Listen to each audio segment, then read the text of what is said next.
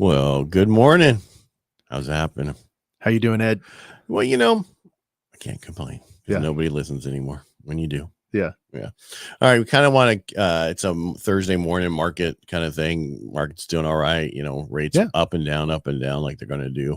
My wife always gets upset with me because I said it's kind of like that heart rate monitor in the hospital where you see beep, beep, beep, beep, beep, beep, the whole, and she's like, it's not the same thing. I'm like, that's basically how I say, hey, all right, rates do up and down, up and down, up and down. You're relating it to what she knows, right? And then par up and down, up and down. It's just a good analogy for me. It doesn't work for her, but hey, what are you gonna do? So what's new with you? Oh, everything, man. I mean, the market's great. I'm seeing a lot of renewed interest. I know we talked about this last week, and I'm seeing it just week over week. So during COVID, they put a kibosh on doing open houses for a while, right? Mm-hmm. And then they opened it back up, and we did them.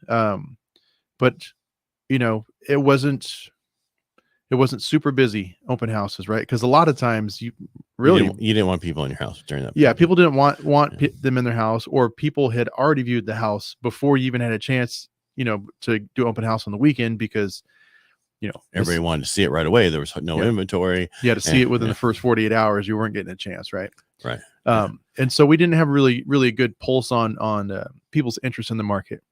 And, we've seen a slight rate hike, but I think there's a little bit of apprehension, and people kind of were like, what's going on? But now I'm seeing more and more people every week that haven't looked at the house online, that are coming into the open house, asking a lot of questions, and just coming straight off signs. I mean, that tells you right there, they're entering into a market when they're hearing all this negative stuff. They're kind of like, well, what's going on? Well, I'm not really seeing that in this market, Right. Well, they also learned that pictures online don't always meet the same person in public. That's true. That's true. And it goes same with the house, right? So this is you? What? Yeah. And then the same with the house. They make them look amazing on pictures, right? And then you go, there you go. This is the same house. Yeah. It can go both ways, because there's been some where they've taken professional photos of a dump. And if you pay close enough attention, you see, all the scuffs in the paint and all the damage on the walls, things like that. Which is good to see. So you know what you're getting into. No, absolutely. Hey, nothing's more deceptive than the fuzzy cell phone video. The agent that's been doing it for 40 years got a flip phone, right. And the fingerprint on there. And they still have those pictures from that place in the mall. Glamour shots. Yeah. We're not naming names. No. But actually I have a listing right now that we put some staging in just because it's kind of a larger house, gives you an idea of like what you could fit in the room, because it's always a mixed bag. Half the people say, I like to look at an empty house because I can picture my stuff. Then the other people say, man, with the staging furniture, it really shows off all the features of this house. So did you stage the house? Is that what you're saying? Yeah, we had it staged. Did that make a difference? We've got a lot of positive feedback. People like, man, it looks amazing in here. We had some agents that had gone through and viewed it previously with different clients, and it's always been positive feedback. So that's something I think we're going to see a lot more in this market. At least I recommend it for sellers. If you're not living in the house, if it's vacant, let's put some furniture in it. It's going to, and if you're living there, let's take some out. Yeah. I guess let's declutter the house. We had that conversation before. If you're living there, selling your house, get everything out of the house. You don't need everything, extra clothes, everything. Go get one of those little portable storage things, fill it up, and have them take it away and bring it back when you're ready to move. Well, or even put it in the garage. If you're not a person, do not put it in the garage, because then you can't see how big the garage is. And then when you go to if you have to do inspections and pest stuff, they can't get in the garage, and they say we couldn't get to this wall in the garage, and then they have to come back. So I don't recommend putting that stuff in the garage. I'm gonna say take it out of here, get it in the storage unit, get it away from the place. I'm gonna say from a lender's perspective, I can see that, right? Right. You want to be able to walk. Plus, also, I don't know if I can get 3 cars in here with all these boxes in the way. Yeah, well, yeah, but then you tell sellers, hey, by the way, you got to move all your stuff into storage unit. A lot of times that's going to be overwhelming for them, and then they go, that's another. That's why I said bring that one to the unit, to the thing, and you can always help your sellers out and say, hey, don't worry, that's covered. I'll bring it to you. You just fill it up. I'll take it away. Yeah, I'll sell it in the back. But sell it for you. But what I was going to say was that, honestly, buyers that I've toured, they understand if they open the garage door and there's a bunch of stuff out there, they know that's the hidey hole, right? Like if you want to get rid of some stuff that you want to make the house look more presentable, people understand a garage at best is going to be parked in, at worst is going to be storage for your stuff. And I understand that, but if you could get it away, it's going to make it look better. If you can, if you have the time, the manpower, and the money.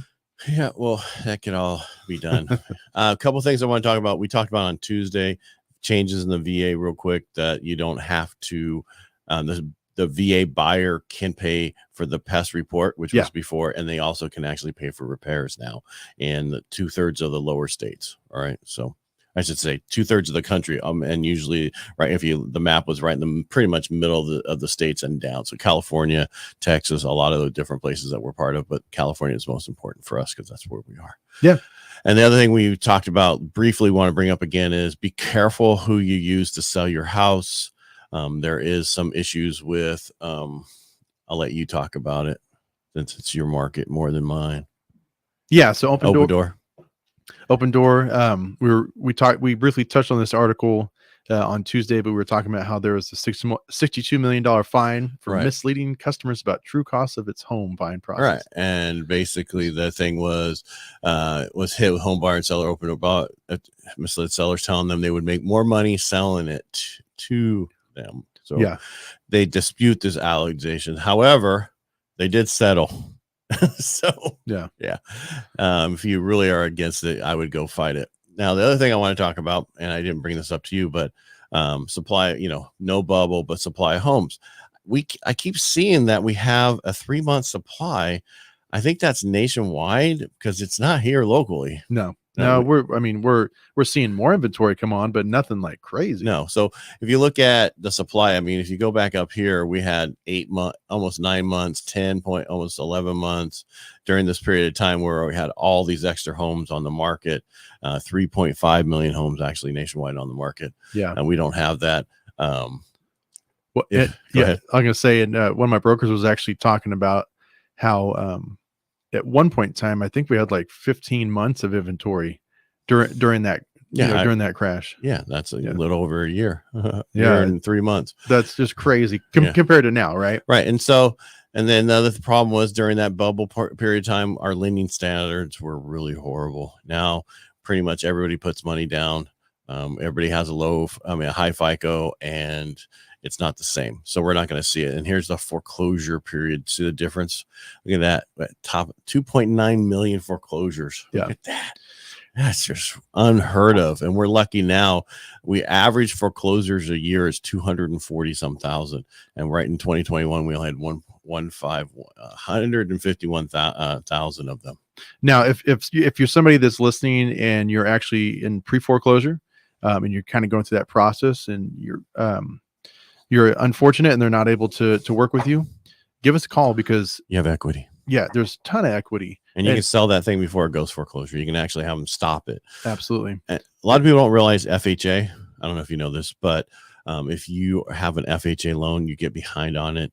They have to work with you for up to 12 months of payments, and they do a partial draw or partial pay, and they actually put those months that you missed onto the backside of the loan. And then when you refinance or sell the property, you pay that off. Can I mention numbers? Sure. As long as I don't mention properties. What's your numbers? Yeah. So you can mention whatever. I can't mention interest rates without APR. I don't care what you do. So there was a person that I was advertised to, because I was working that market for a little bit of the pre-foreclosures with equity.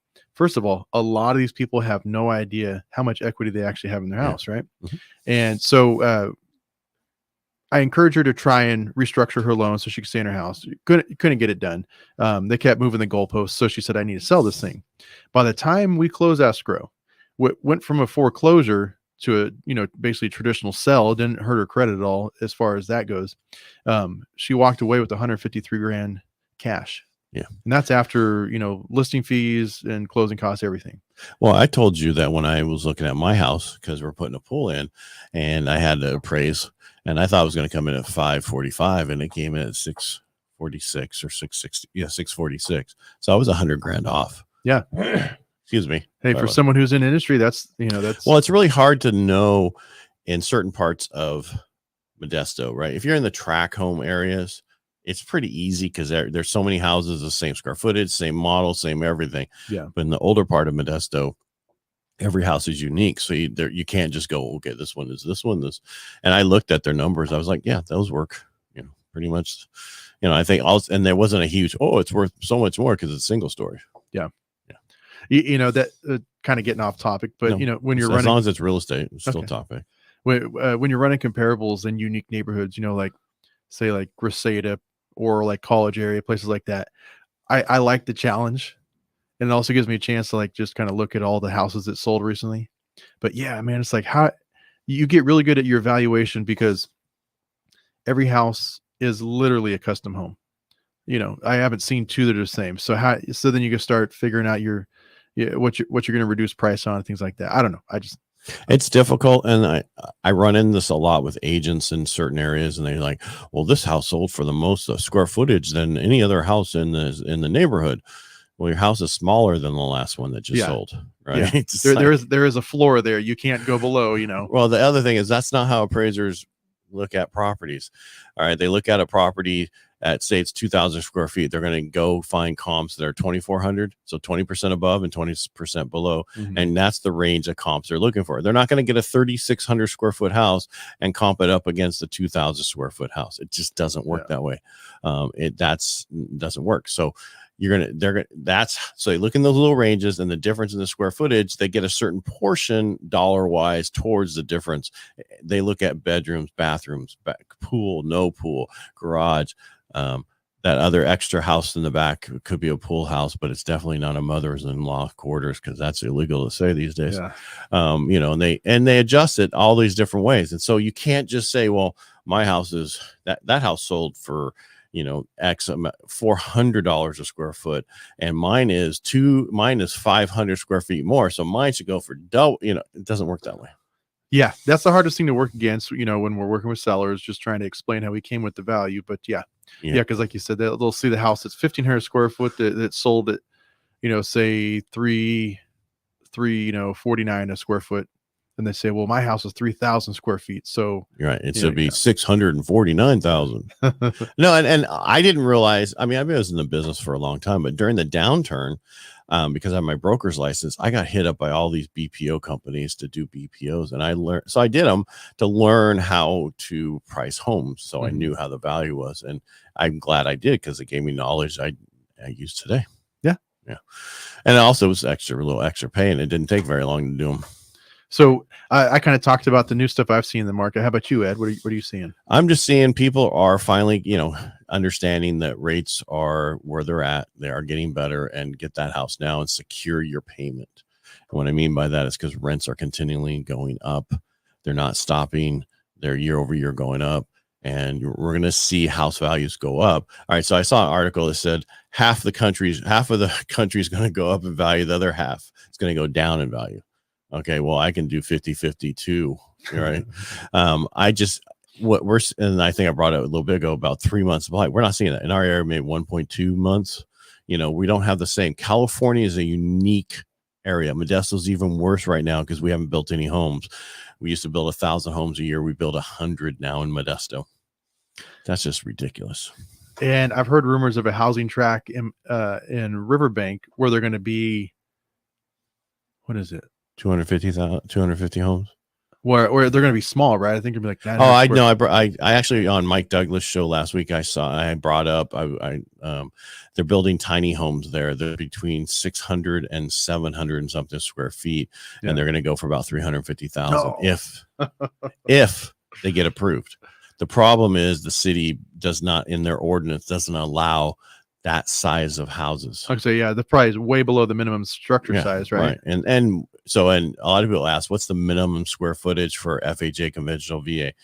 There isn't really one, but I'd say 400,000, 400 square feet, but on average, so it's just each lender. Cause it's really, there's some places in, San Francisco that used to be that were, 500 square feet or 600 square feet, those little houses or condos, I should say, that you own, that little studio apartment, and they go for $1 million or whatever.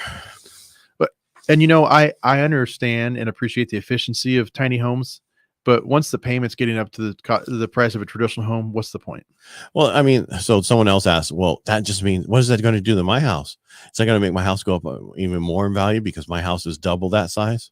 It's not necessarily going to work that way. The problem with a lot of these builders right now, a lot of builders have stopped building or not pushing to sell their stuff because they see that they can't afford to build right now. It doesn't make sense. It doesn't pencil because of the delay in this and delay in that and the cost of this. Even though wood costs have come drastically down. Last I saw it was like 500 and something a board foot.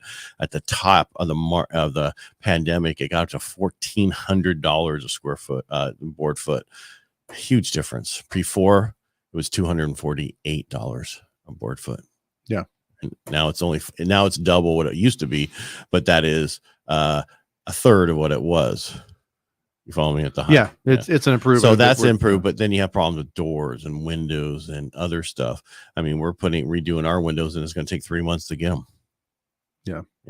So I just like cars and other stuff that people are running into the problem getting, and this eventually it'll get caught up. Everything will be better, but it's just going to take a while to get there. Yeah. All right, I guess we rambled long enough today. Yeah, I was having a good time shooting the breeze, man. Yeah, well, it's just important that people know it's a great time to buy. Stop worrying about if it's a good time to buy. Can you find the house you want to live in forever? Or at least 7 to 10 years forever. Is that the house for you for now? Because a lot of times people are buying houses and then they're going to sell it later and move up. Not necessarily is that what most people are going to do these days. Most people are going to buy that middle of the road house for them and stay there. That way, when their kids are gone or that's gone, they don't have to scale down, because it doesn't pay to scale down. And I can go through the numbers and show you. Well, I'm going to give myself a shameless plug then right now, because I have the ideal house. It's 2108 Graywood Court. It's in a really beautiful, quiet court. It's a 2-story. It's a 5-bed, 3-bath. But the best part about it is that the master bedroom and a second bedroom are downstairs. So even if you raise the kids there, you could stay in the house when I have to move out, because downstairs is still your dominion. There you go. It sounds like our cabin. Yeah. We never go upstairs. Yeah. That was for the kids and the people who visit. Yeah. We never go up there. We just occasionally go and make sure there's no bats in the belfry. Hey, that's always good. The one got in one day. My wife went upstairs and it comes flying down, and then she's downstairs and she's like, and we're running around. It's like it was funny because I just opened the front door and I'm like, yeah, it went right out. Yeah, I tell you, Batman. All right, well, I'm done. Everybody, make it a great day. Bobby, thanks for being here. And if you like what we do, please subscribe and share and follow us. I guess that's a lot. Anyway, Bobby, say goodbye. All right, goodbye. All right, Bobby and I will be back on